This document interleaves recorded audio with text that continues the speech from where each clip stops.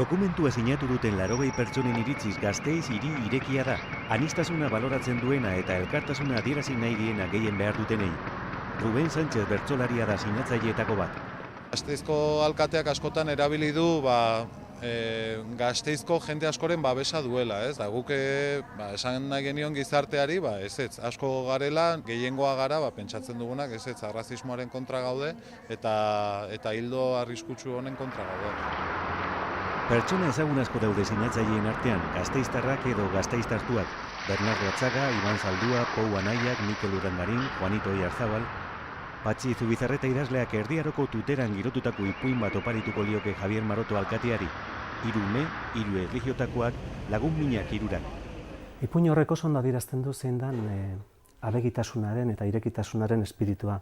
Eta hori da hain zuzen ere gure alkate jaunari falta zaiona. Etorkinen aurkako kanpaina eteteko eskatu diote sinatzaile Javier Marotori.